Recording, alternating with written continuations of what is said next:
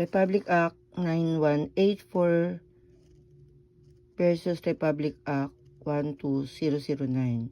Under the Government Procurement Reform Act or Republic Act number 9184, the default method for procurement is competitive bidding. Alternative methods of procurement such as limited source bidding, direct contracting, repeat order, shopping, and negotiated procurement are permitted only in highly exceptional cases to promote economy and efficiency and are strictly regulated to prevent misuse. The new Government Procurement Act, NGPA, or Republic Act number 12009 recognizes the need for a more dynamic procurement framework that can respond to the diverse and evolving needs of public service delivery. The NGPA introduces a paradigm shift by allowing the procuring entities to utilize a variety of procurement methods, thereby ensuring a fit-for-purpose approach to achieve value for money, procurement efficiency, and quality public services. What's new with the new Government Procurement Act or NGPA? The procurement entity shall adopt any modes of procurement consistent with the fit-for-purpose procurement approach under RA 12009. The specific terms and conditions for the application of each mode of procurement shall be specified in the IRR, provided that the GPPB is authorized to approve changes in the procurement process to adapt to improvements in modern and emerging technologies, provided further that such modifications are consistent with the provision of Section 3 of this Act. What are the modes of procurement under the new Government Procurement Act or NGPA? Modes of procurement. It is the procuring entity shall adopt any of the following modes of procurement consistent with the fit-for-purpose procurement approach. Letter A, competitive bidding. Letter B, limited source bidding. Letter C, competitive dialogue. Letter D, unsolicited offer with bid matching. Letter E, direct contracting. Letter F, direct acquisition. Letter G, repeat order. Letter H, small value procurement. Letter I, negotiated procurement. Letter J, direct sales. And letter K, direct procurement for science, technology, and innovation. Competitive bidding is a mode of procurement which is open to participation by any eligible bidder and which consists of the following procedures: publication, pre-bid conference, eligibility screening of prospective bidders, receipt and opening of bids, evaluation of bids, post-qualification, and award of contract. Alternative modes of procurement under NGPA or RA 12009.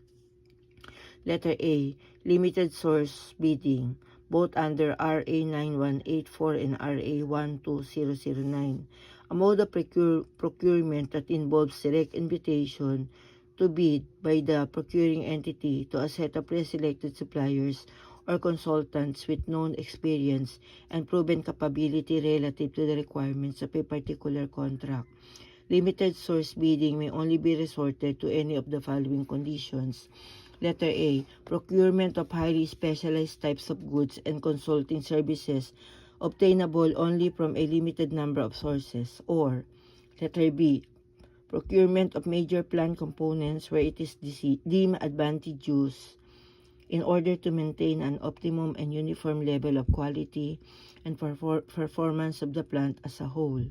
Letter C, procurement of highly specialized infrastructure projects involving and affecting national security. Competitive dialogue under RA 12009 only, that employs a two-stage bidding process where suppliers, manufacturers, distributors, contractors, consultants, and service providers are invited to a dialogue to propose solution to address to needs and requirements. Competitive dialogue may be resorted to if any of the following conditions are present. Letter A. The procurement includes innovative design or solutions involving procurement of complex purchases. Letter B. The contract requires prior negotiations because of specific circumstances related to the nature, complexity, legal, and financial issues or risks attached to the procurement. Or letter C. The technical specifications cannot be sufficiently established or precisely defined by the procuring entity. Letter C. Unsolicited offer with bid matching under RA 12009 only, wherein the procuring entity may consider unsolicited offers on a negotiated basis for goods and consulting services, provided that the following conditions are met. Letter A. The procurement involves a new concept of technology as determined by the whole. And letter B. The procuring entity has invited comparative or competitive bids.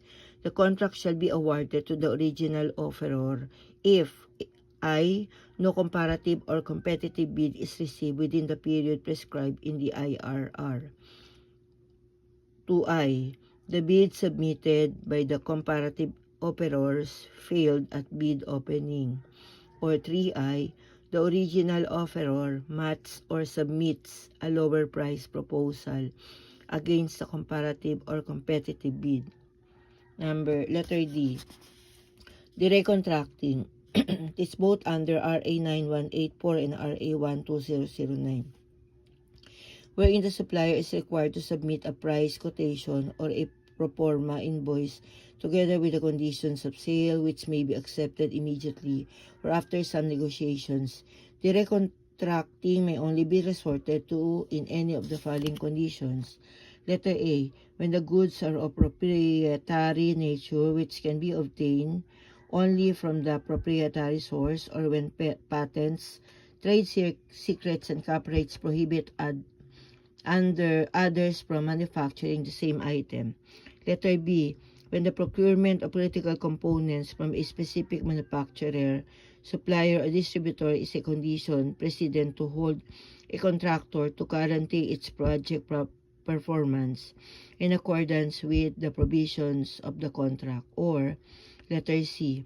When it is sold by an exclusive dealer or manufacturer which does not have sub-dealers selling at lower prices and for which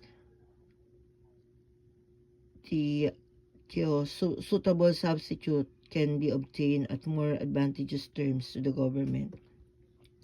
Letter E. Direct acquisition under RA 12009 only, subject to compliance with the identified legal, technical, and financial requirements.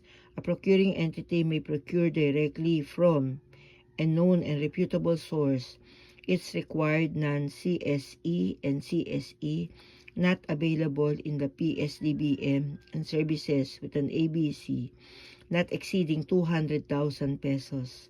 The threshold amount can be adjusted as may deem appropriate by the GPPB to reflect changes in economic conditions and for other justifiable reasons.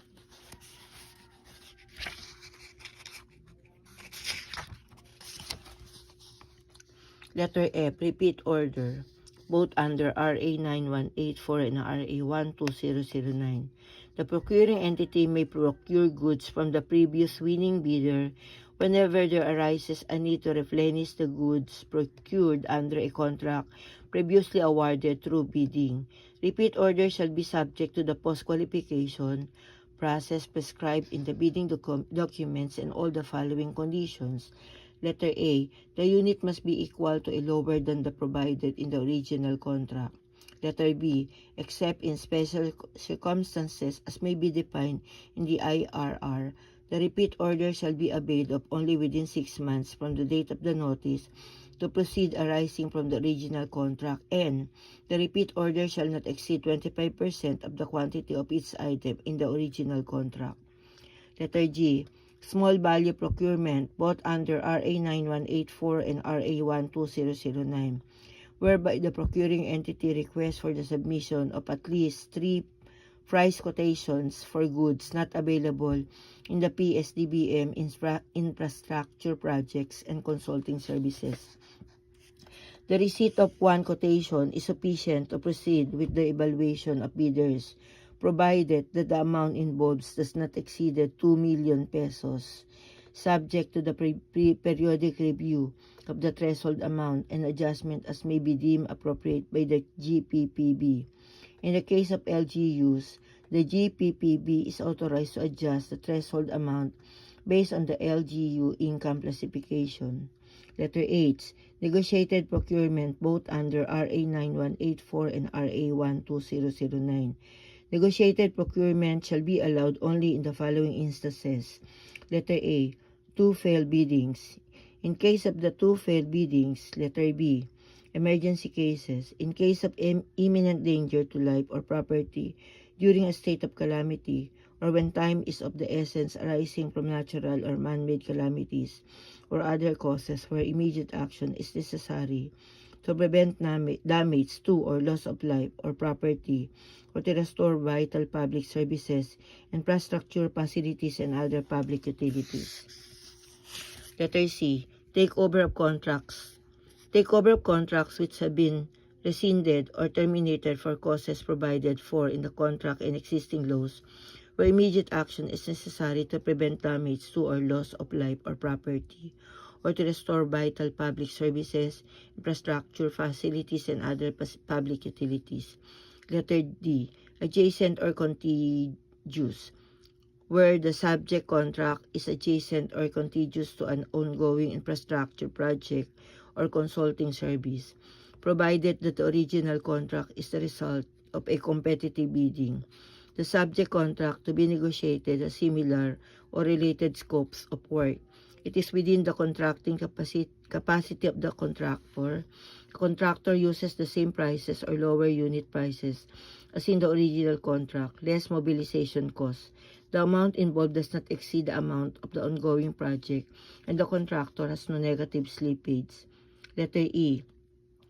Agency to agency. Procurement of goods, infrastructure projects, and consulting services from another agency of the government which has the mandate and absorb